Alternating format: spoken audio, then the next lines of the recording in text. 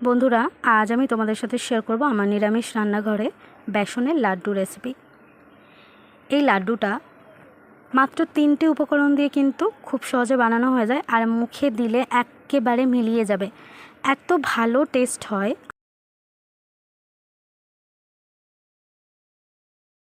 আর আমি কিন্তু বেশ কয়েকবার বানিয়েছি এই লাড্ডুটা। তো চলো আজকের এই বেসনের লাড্ডু আমি কিভাবে বানিয়েছি সেটাই আজকে তোমাদের সাথে শেয়ার করছি। রেসিপি ভালো লাগলে রিকোয়েস্ট রইল চ্যানেলটাকে সাবস্ক্রাইব করে একটু পাশে থাকবে, একটা কমেন্ট করবে আর ছোট্ট করে একটা লাইক দিয়ে দেবে। এবার দেখো, একটা প্যানের মধ্যে আমি দিয়ে দিলাম 2 টেবিল চামচের মতো ঘি।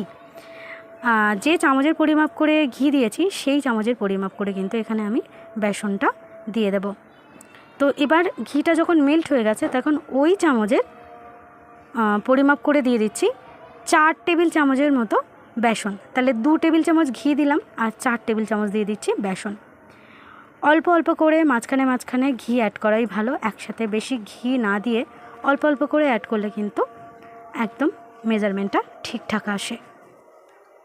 এবার আমি ঘিয়ের সাথে এই বেসনটাকে খুব ভালো করে ভাজতে থাকবো, একদম লো ফ্লেমে করে দেবো আঁচটা, আর অনবরত কিন্তু নাড়াচাড়া করে করে বেসনটাকে ভেজে নেব।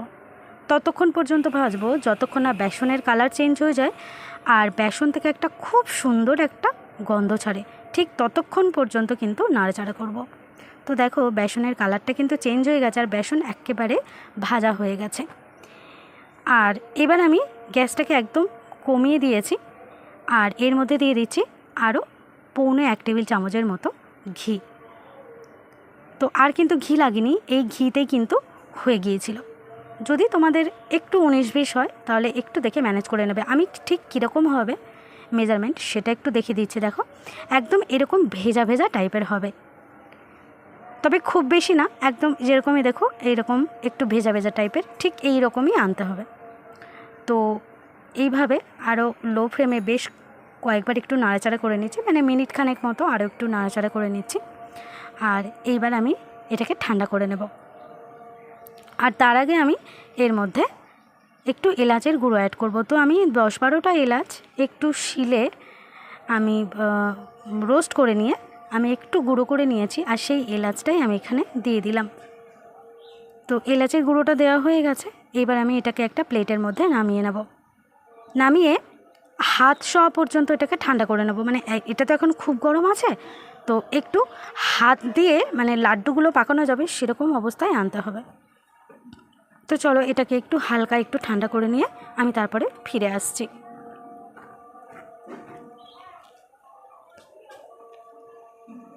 তো বন্ধুরা, এই যে বেসনের মিশ্রণটা পুরো ঠান্ডা হয়ে গেছে, আর যে চামচের মাপ করে আমি সব কিছু দিয়েছি সেই চামচের মাপ করে এবার আমি দিয়ে দিলাম 2 চামচের মতো গুঁড়ো চিনি। আমি চিনি মিক্সিতে গুঁড়ো করে রেখেছি, তো সেই গুঁড়ো চিনি দিয়ে দিলাম। দিয়ে এবার ভালো করে বেসন ভেজে নেওয়া বেসনের সাথে আমি মিশিয়ে নিচ্ছি।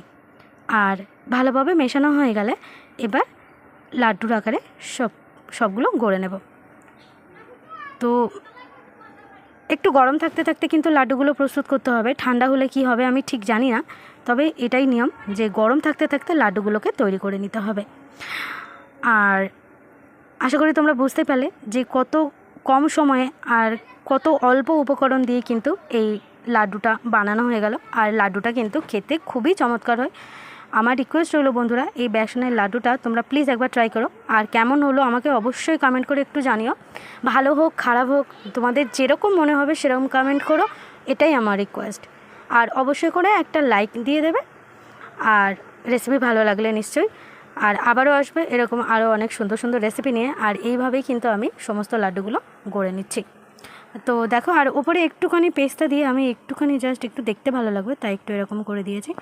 তো আশা করছি আমার এই আজকের রেসিপি তোমাদের সবার খুব মন জয় করেছে। রেসিপি ভালো লাগলে চ্যানেলটাকে আবারও বলছি একটু সাবস্ক্রাইব করে পাশে থাকবে।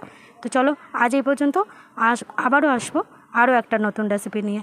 ততক্ষণ অবধি সবাই খুব ভালো থাকবে। সবাইকে টাটা।